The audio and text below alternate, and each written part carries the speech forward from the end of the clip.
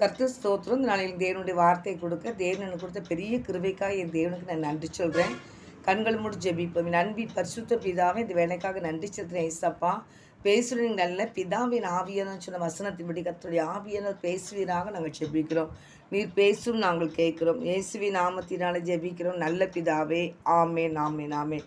இந்த நாளில் நம்ம எடுத்துக்கொள்ளப்பட்ட வசனம் என்ன வசனம்னு கேட்டிங்கன்னா, அது மார்க்கு 1ஆம் அதிகாரத்தில் 39ஆம் வசனம் போட்டிருக்கு. கலிலேயா நாடெங்கும் அவர்களுடைய ஜெப ஆலயங்களில் அவர் பிரசங்கம் பண்ணி கொண்டு பிசாசுகளை துரத்தி கொண்டு இருந்தார். அப்பொழுது குஷ்டரோகியான ஒருவன் அவரிடத்தில் வந்து அவர் முன்பாக முழங்கால் படியிட்டு, உமக்கு சித்தமானால் என்னை சுத்தமாக உம்மால் ஆகும் என்று வேண்டிக் கொண்டான்னு சொல்லி வேதத்தில் பார்க்குறோம். என் அன்பு கர்த்தருடைய தேவ பிள்ளைகளை, இந்த நாளிலும் தேவனாய் கர்த்தர் அவர் பிரசங்கம் பண்ணுகிறார். ஜெபாலயங்களில் பிரசங்கம் பண்ணிக்கிட்டே இருக்கிறார். 39ஆம் வசனம் மார்க் 1ஆம் அதிகாரம் 39ல் அவர் பிரசங்கம் பண்ணிக்கிட்டு இருக்கும்போது அநேக பிசாசுகள் இருந்துச்சு. பிசாசுகளை ஆண்டவர் துரத்தி கொண்டு இருந்தார் வேதத்தில் பார்க்குறோம். அநேக பிள்ளைகள் பிசாசி பிடியில் செஞ்சுருந்தாங்க, சிக்கியிருந்தாங்க. ஏசு கிறிஸ்து போய் எல்லாம் பிசாசுகளையும் என்ன செஞ்சார், துரத்தி கொண்டு இருந்தார். இந்த அன்பு தேவ பிள்ளை, இந்த நாளில் யாருக்கு எந்த ஒரு பலகீனமாக இருந்தாலும் அது பிசாசி பிரிவுகள் தான் நம்ம நினைக்க முடியும்.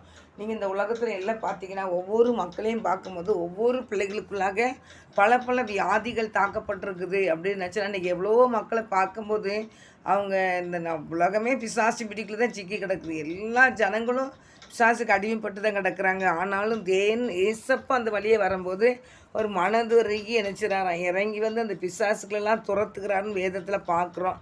40ஆம் வசனத்தை நீங்கள் பார்த்தீங்கன்னா, குஷ்டரோகியாக ஒருவன் அவர்கள் வந்து முழங்கால் படிட்டு நினச்சினா, உண்மை சித்தமாக என்னை சுத்தமாக்க உம்மால் ஆகும் அப்படின்னு சொல்கிறாரு. ஆண்டர் சொல்கிறாரு, மனதுருகி கையை நீட்டி அவனை தொட்டு எனக்கு சித்தம் உண்டு, நீ சுத்தமாகும் அப்படிங்கிறார்.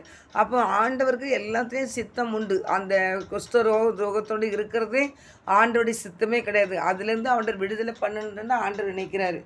தேவ பிள்ளைகளை யாராக இருந்தாலும் சரி தான், ஆண்டுடைய சமூகத்தில் வரும்போது விடுதலை உண்டு அப்படின்னு தான் வேதத்தில் பார்க்குறோம்.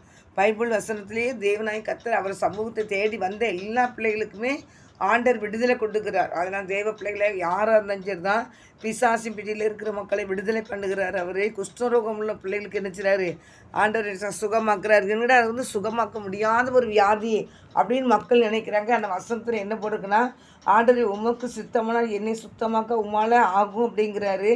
ஆண்டவர் மனதுரிக்கு கை நீட்டி அவனை தொட்டு என்ன செஞ்சுறாரு, எனக்கு சித்தமுண்டு நீ சுத்தமாகும் அப்படிங்கிறாரு. ஆண்டவர் எல்லாவற்றிலேருந்து விடுதலை கொடுக்குற தேவன் தான் ஆண்டவராக இயேசு கிறிஸ்து. அதனால் கர்த்தருடைய பிள்ளைகளாகி நீங்கள் யாராக இருந்தாலும் சரி தான், தேவனுடைய பிள்ளைகளாகி நீங்கள் ஆண்டோடைய பாதத்துக்கு வந்தீங்கன்னா கண்டிப்பாக எல்லாத்துலேயும் அடிக்கடி என்ன சொல்கிறது இதுதான், நீங்கள் எந்த ஒரு காரியத்தையும் சொல்லி நீங்கள் ஜெபிச்சுக்கிட்டே இருக்கும்போது அந்த ஜெபத்தில் ஒரு நாள் என்ன செய்யணுண்டு, விடுதலை உண்டு. விடுதலை பெறாமல் யாரும் போனவங்களே கிடையாது. எப்பேற்பட்ட காரியத்துலேயும் அவங்க நினச்சிறாங்க விடுதலை பெற்று தான் போகிறாங்க. யாராக இருந்தாலும் தேவனுடைய பாதத்துக்கு வந்துட்டாங்கன்னா அவங்க கண்டிப்பாக செஞ்சுறாங்க, விடுதலை பெற்றுவாங்க. ஆண்டவர் விடவே மாட்டார். ஆனால் தேவ பிள்ளைகள் வேதர் கூட பார்த்திங்கன்னா மீன் பிடிச்சி ராத்திரி முழுவதும் மீன் பிடிச்சி பார்க்குறாரு, மீன் கிடைக்கவே இல்லை. மிக வருத்தத்தோடு மீன் அந்த வலையை அலசிக்கிட்டு இருக்கிறாரு. ஆனால் ஆண்டவர் அந்த பகுதியில் வர்றான், வெறுமையாக இருக்கிறாங்கிறது ஆண்டவருக்கு தெரியும். அந்த பகுதியில் வந்துக்கிட்டு இருக்கும்போது அவங்க அப்படியே வலையை அலசிக்கிட்டு இருக்கும்போது அந்த படகுல நான் வந்து ஏறி எடுத்துமா, நான் வந்து உபதேசம் சொல்லணும், நான் பிரசங்கம் பண்ணணும் அப்படின்னோடனே பேதுரு அந்த படகு கொடுக்குறாரு. அந்த படகு கொடுக்கும்போது என்ன செய்கிறாங்க, அந்த படகுல ஏறி ஏசப்பா அதை வந்து ஏறி உட்காந்து என்ன செஞ்சார், பிரசங்கம் பண்ணுறாரு. பிரசங்கம் பண்ணிக்கிட்டு இருக்கும்போது என்ன செய்கிறாரு, போய் நீங்கள் நினச்சிங்க ஆழத்தில் போய் நீங்கள் நினச்சிங்க வலையை போடுங்க அப்படிங்கும்போது ஆழத்தில் போய் நினச்சிங்க வலையை போட்ட உடனே மீன் கிடைக்குது. இப்போ ஒவ்வொரு பிள்ளைகளும் தேடி ஆண்டவரே வராரு. ஆண்டவரே வந்து என்ன செய்கிறாருன்னா அந்த பிள்ளைகளுக்கு ஆண்டவர் விடுதலை கொடுக்குறாரு. இயேசு வந்து விடுதலை கொடுக்குற தேவன் தான். அவர் வந்த இடத்துல யாரும் வெறுமையாக போனதே கிடையாது. அவருக்கு வந்து கொடுக்குறவங்களும் தர்த்தமாக ஆகினது கிடையாது. அந்த போட்டை கொடுத்தார் பிரசங்கம் பண்ண. ஆண்டவர் அந்த அவங்க ஆச்சரியப்படும்படியாக பிரமிக்கத்தக்க சுற்றி தண்ணியில் பெய்யெடுக்கிற நிறைய போட்டுகளில் இருந்து அவங்க உதவிக்கு கூப்பிட்றாங்க அந்த வலையை இழுக்க. அந்த 2 படகு நிறைய ஆண்டவர் மீன்களை கொடுத்தாருன்னு சொல்லி வேதத்தில் பார்க்குறோம். அந்த லூக்கா 5ஆம் அதிகாரத்தில் பார்த்தோம்னா அப்போ அவ்வளோ ஒரு ஆசீர்வாதத்தை கொடுக்குறாரு பாருங்க. ஆண்டவருக்கு இந்த போட்ட பிரசங்கம் பண்ண தான் கொடுத்துருந்தாரு. ஆனால் தேவ பிள்ளைகளாகி யாராம் செஞ்சதான் ஆண்டவர் கொடுத்தவங்க யாரும் தருத்திரியம் ஆனதே கிடையாது. அவங்க ஊழியத்துக்கு கொடுத்தாலும் சரி தான், அவர் என்ன அவர் நினச்சிட்டு நீங்கள் என்ன காரியத்துக்கு காணிக்க கொடுத்தாலும் தேவனாய் கர்த்தர் அவங்களை ஆசீர்வதிக்கிற தேவனாக இருக்கிறார். அது மாத்திரம் வியாதியில் வருகிற பிள்ளைகளுக்கு ஆண்டவர் சுகம் கொடுக்குற தேவனாக இருக்கிறார். அந்த குஷ்டரோகம் உள்ள சகோதரன் வரும்போது ஆண்டவர் சொல்கிறார், சித்தவனையும் சுத்தமாக மாலை ஆகுங்கிற எனக்கு சித்தம் உண்டு, நீ சுத்தமாகன்னு ஆண்டவர் சொல்கிறாரு. அப்போ பாருங்கள், எப்பேற்பட்ட காரியங்களை நீங்கள் பார்த்தீங்கன்னா கூட அந்த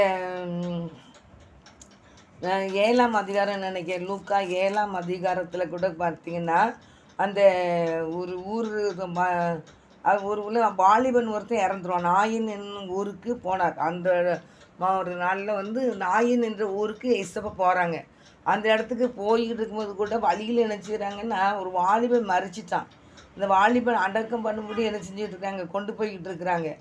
அங்கே அது கைப்பெண், அவளுக்கு கணவர் இல்லாத அந்த பிள்ளை, அந்த ஒரே பையன் தான் இறந்துட்டாங்கன்னு அழுதுகிட்டே அவங்க ரோட்டில் என்ன செய்கிறாங்க, போகிறாங்க. ஆனால் ஆண்டவர் அந்த இடத்துல நின்று அவளை பார்த்து என்ன செஞ்சார், மனதுருகி அழாதே என்று சொல்லி அந்த கிட்ட அந்த பாடையை தொட்டு அதை சுமந்தவர்கள் நின்றார்கள்.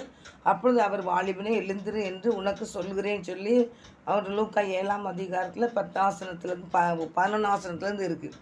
அப்போ அதுலேருந்து எலும்புன்னு சொல்லி ஆண்டவர் எழுப்பி அந்த சகோதரிக்கிட்ட கொடுக்குறார். இப்போ மரித்தவனை ஆண்டவர் எழுப்பி கையில் கொடுக்குறார். அந்த சகோதரி மேலே கர்த்தர் மனதுருகிறார். மனதுருகி அவளுடைய அழுகையை பார்க்கும்போது ஆண்டவர் ரொம்ப வேதனைப்படுறாரு. அன்பு தேவ பிள்ளை, உங்களுடைய கண்ணீரை பார்த்து ஒரு கடந்து போகிற தேவன் அல்ல. மார்த்தாள் மரியாள் சகோதரி இருந்தாங்க. லாசரு மரித்திருக்கும் போதும் அவங்க அந்த மரியாள் அழுகும்போது இயேசு கண்ணீர் விட்டாருன்னு வேதத்தில் பார்க்குறோம். அந்த இடத்துல அவங்க கண்ணீரை கடந்து ஆண்டவர் போகலை. அவங்களுடைய கண்ணு எங்கே எங்கே வச்சுருக்கீங்கன்னு கேட்டு உடனே ஆண்டவர் என்ன செஞ்சார், அந்த கல்றக்கிட்ட போய் ஆண்டவர் லாசரு உயிரோடு எழுப்பி கொடுத்தது போல் இந்த வாலிபனையும், நீ வாலிபனை எழுந்துருன்னு சொன்னோடனே அந்த வாலிபனை எழுந்திருக்கிறான். அப்போ அந்த கிருபை ஆண்டவர் கொடுத்து அவங்கள கண்ணீரை ஆண்டவர் துடைக்கிறாரு.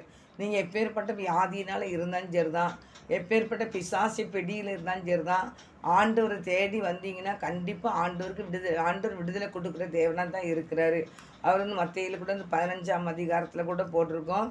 அந்த கானானிய ஸ்திரீ தன் மகளுடைய பிசாசி பிடியினால் பாதிக்கப்பட்டிருக்கும் போது ஏசப்பா சமூகத்தில் வரும்போது அவன் கொடிய வேதனைப்பட்டான்ற வேதத்தில் பார்த்தோம். நான் பிரசங்கம் பண்ணியிருக்கிறேன். அதனால் நீங்கள் அந்த கொடிய வேதனைப்படும் போது ஏசப்பா நோக்கி வந்த ஆண்டவரை அறியாத மகள் தான். ஆனால் ஆண்டவரை தேடி நிற்கிறா, என் பிள்ளைக்கு விடுதலை கொடுங்க. ஆண்டவர் ரொம்ப நேரம் தர்க்கம் பண்ணுறாரு. நான் இஸ்ரவேல் ஜனங்களுக்காக தான் நான் வந்திருக்கிறேன், இஸ்ரவேல் வீட்டாருக்காக தான் வந்திருக்கிறேன், உங்களுக்காக நான் வரலாம் ஆண்டவர் சொல்கிறாரு. ஆனாலும் ஆண்டவர் சமுதிரம் தன்னை தாழ்த்தி தாழ்த்தி தாழ்த்தி ஏசப்பட்ட சுகத்தை பெற்றுக்கொள்கிறார். தான் மகளுக்கு நல்ல பரிபூர்ண சுகத்தை பெற்றுக்கொள்கிறார். அப்போ ஆண்டவர் சொல்கிறார், போ நீ உன் மகள் நீ சுகமானா அப்படின்னு சொல்லி சுகத்தை கொடுத்து ஆண்டவர் நினைச்சாரு அனுப்புகிறத வேதத்தில் பார்க்குறோம். நேச அவளுக்கு பிரயோத்திரமாக ஸ்திரீயை உன் விசுவாசம் பெரியது, நீ விரும்புகிறபடி உனக்கு ஆக கிடவது என்றார். அந்நேரமே அவள் மகள் ஆரோக்கியமானான்னு சொல்லி மத்தேயு 15ஆம் அதிகாரத்தில் 28ஆம் வசனத்தில் பார்க்குறோம். அந்த கொடிய வேதனைப்பட்டா. அந்த இதில் நீங்கள் மேலே பார்த்தீங்கன்னா 22ஆம் வசனத்தில் பார்த்தீங்கன்னா மகள் பிசாசினால் கொடிய வேதனைப்படுகிறான். 22ஆம் வசனம் அந்த 15ஆம் அதிகாரம் மத்தேயு 15:22 கொடிய வேதனைப்படுகிறான். அப்படிப்பட்ட வேதனையில் இருந்த மகள் பிசாசி விடியில் இருக்கிற மகளுக்கு ஆண்டவர் விடுதலை கொடுத்தார் பாருங்க. அப்படி ஒவ்வொரு பிள்ளைகளுக்கும் ஆண்டவர் விடுதலை கொடுக்குறார். பிசாசி விடியில் இருக்கிறவங்களுக்கு விடுதலை கொடுக்குறார். குஷ்டரோகத்தில் இருக்கிற மக்களுக்கு விடுதலை கொடுக்குறார். மரித்து போனவங்களை கத்தை எழுப்பி கொடுக்குறாரு. தானியாக அந்த நாயின் விதவை அழுதுகிற அவன் மேலே மனதுருகி தேவனாய் கத்தை நினைச்சாரு. மரித்து போன வாலிபனை உயிரோடு எழுப்பி கையில் கொடுக்குறாரு. என் அன்பு தேவ பிள்ளைகளாக நீங்கள் யாராக இருந்தாலும் என்ன பிரச்சனையாக இருந்தாலும் ஆண்டவருடைய சமூகத்தை நீங்கள் வாங்க. தேவ சமூகத்தில் ஆண்டவர் சமூகத்தில் உங்கள் பிரச்சனைகளாக நீங்கள் சொல்லுங்கள். சொல்லி நீங்கள் ஜெபிக்கும் போது கண்டிப்பாக கர்த்தர் அது ஒரு பெரிய விடுதலையை கொடுப்பார். அவர் விடுதலை கொடுக்கறதுக்கு தான் அந்த உலகத்துக்கு ஆண்டவர் என்ன செஞ்சார், வந்தார். என்னட்டிங்கன்னா குமாரன் விடுதலை ஆக்கினால் மெய்யாவே விடுதலை வீரன் சொல்லி வசனத்தில் எனக்கு யோவானில் போட்டிருக்கு 8ஆம் அதிகாரத்தில் 36ஆம் வசனம்னு நினைக்கிறேன். அதில் போட்டு குமாரன் விடுதலை ஆக்கினா மெய்யாவே நீங்கள் விடுதலை ஆவீங்கன்னு போட்டிருக்காங்க ஏசப்பா. வசனம் இருக்குது. அதனால் கர்த்தருடைய பிள்ளைகளாகிய ஆண்டவர்கிட்ட நீங்கள் கெஞ்சி நிற்கும்போது உங்கள் கண்ணீரை பார்த்து அவர் மனதுருகி அவர் இறங்கி அவர் அற்புதங்களை செய்கிற தேவனாக இருக்கிற. அதனால் நீங்கள் எதையும் குறித்து கலங்காதீங்க. ஐயோ முடியாத காரியமாயிட்டு நான் என்ன செய்வேன் அப்படின்னு சொல்லி இங்கே புலம்பி தவிக்காதீங்க. எப்பேற்பட்ட காரியமானாலும் இயேசு கிறிஸ்துவால் முடியும். அவர் மனசு அவர்கிட்ட நீங்கள் கெஞ்சி ஆண்டவரே எனக்கு இறங்கும், என் குடும்பத்துக்கு இறங்கும்னு சொன்னால் கண்டிப்பாக ஆண்டவர் இறங்கி விடுதலை கொடுக்குற தேவனாக தான் இருக்கிறார். அவர் மாட்டேன்னு சொல்லவே மாட்டார். அவரே வாலண்டியராக வர்றார் பாருங்கள். ரோட்டில் வரும்போது அந்த நாயின் விதை அழுதுட்டு போகிற அந்த நாயின் ஊரில் உள்ள மகன் அழுதுட்டு போகிறா, தன் மகன் இறந்துட்டான்னு சொல்லி. ஆனால் அந்த பகுதியில் ஆண்டவர் அந்த அவளுடைய கண்ணீரை பார்த்து மனதுருகி நின்று பாடையை தொட்டு வாலிபனை எழுந்துருன்னு சொல்லி அவங்க அம்மா கையில் இந்த பிள்ளைய கையில் ஒப்படைச்சிட்டு தான் ஆண்டவர் போகிறாரு. கடைசி நேரத்தில் கூட ஏசப்பா சிலுவைக்கு போகும்போது கூட யோவான் சனன்னு பார்த்து ஆண்டவருடைய அம்மாவை அவங்க கையில் ஒப்படுக்கிறார். இதோ மகன் அப்படின்னு சொல்லி, அதோ உன் தாயின்னு சொல்லி அவங்கள ஒப்பு கொடுத்து தான் அவர் சிலுவையிலே தன் உயிரை கொடுத்தாரு. 3ஆம் நாள் உயிரோடு எழும்பி வந்தார். ஆனால் அவர் பொறுப்புள்ள தேவனாய் கர்த்தர். ஒவ்வொரு பிள்ளைகளுடைய கண்ணீரையும் பார்க்கும்போது அவர் விலகி போக முடியாது. அவர் அந்த இடத்துல இறங்கி அற்புதங்களை செய்கிற தேவன் தான். ஆனால் யாராக இருந்தாலும் சரி தான், ஆண்டவர் சமூகத்தில் நீங்கள் வடிக்கிற கண்ணீர் வீண் போகாது. அந்த கண்ணீருக்கு பதில் உண்டு. நீங்கள் ஆண்டவரை தேடும்போது தேவனாய் கர்த்தர் வெளிப்பட்டு உங்களுக்கு அந்த காரியத்தில் அற்புதங்களை செய்வார். கலங்காதீங்க. கர்த்தர் உங்களை ஆசீர்வதிப்பாராக. ஆமேன். நண்பு தகப்பனே, இந்த வேலைக்காக நன்றி செலுத்தினேன் ஏசப்பா. அந்த நாளிலேயும் ஆண்டவரே உடைய பிள்ளைகளுக்கு நீர் கொடுத்த நல்ல வார்த்தைக்காக நன்றி செலுத்தினேன் ஏசப்பா. விசுவாசமாக இருக்காமல் விசுவாசத்தோடு உடைய பாதத்தில் பிள்ளைகள் அற்புதத்தை பெற்றுக்கொள்ளட்டையா, ஆசீர்வாதத்தை பெற்றுக்கொள்ளட்டையா. கர்த்தர் கண்ணீர்லாம் தொடங்கியப்போ அவங்க நாமம் உடைய பிள்ளைகள் மூலம் மகிமைப்படட்டும். கர்த்தர் செய்ய போகிற ஸ்தோத்திரம். எந்தெந்த காரியத்துக்காக நம்முடைய பிள்ளைகள் தகப்பனே ஸ்தோத்திரையாக போராடி ஜெபித்து கொண்டு இருக்கிறார்களோ, எந்தெந்த காரியத்தில் எங்களுக்கு விடுதலை வேணும்னு சொல்லி நிற்கிறாங்களோ அந்தந்த காரியத்திலலாம் நீங்கள் விடுதலை கொடுங்க ஏசப்பா. அற்புதங்களை செய்யுங்கப்பா. அந்த பிள்ளைகள் குடும்பத்தை ஆசீர்வதிங்க ஏசப்பா. ஆண்டவரே, இந்த பேர்பட்ட நோயாக இருந்தாலும் அவங்களுக்கு சுகத்தை கொடுங்க ஏசப்பா. சுகத்தை நீங்கள் கொடுத்து கர்த்தர் அந்த குடும்பத்தில் ஒரு அற்புதத்தை செய்ய வேண்டுமா ஜெபிக்கிறீங்க. எந்த காரியத்துக்காக அப்படி சமூகத்தில் தகப்பனை போராடி ஜெபித்து கொண்டு இருக்கிறார்களோ அந்த காரியத்தில் நீர் பெரிய ஒரு அற்புதத்தை செய்து விடுதலை கொடுத்து உங்கள் நாமத்தை மயப்படுத்துங்க. ஆசீர்வதிங்கப்பா, ஆசீர்வதிங்கப்பா. நீர் ஆசீர்வதிங்க. அப்படியே கர்த்தர் செய்ய போகிற கிருபைக்காக ஸ்தோத்திரம். எங்களை தாழ்த்துகிறோம், பெருமையாக்குறோம். இயேசுவின் நாமத்தினால ஜெபிக்கிறேன் நல்ல பிதாவே. ஆமேன். நாத்துமாவே கர்த்தரை சோத்ரி, முழுமை சாமத்தை சோத்ரி. நாத்துமாவே கர்த்தரை சோத்ரி. கர்த்தர் செய்த சகல உபகாரங்களையும் மறவாதே. ஆமேன், ஆமீன், ஆமேன். ஹல்லேலூயா, ஹல்லேலூயா, ஹல்லேலூயா. கர்த்தர் உங்களை ஆசீர்வதிப்பாராக. ஆமேன்.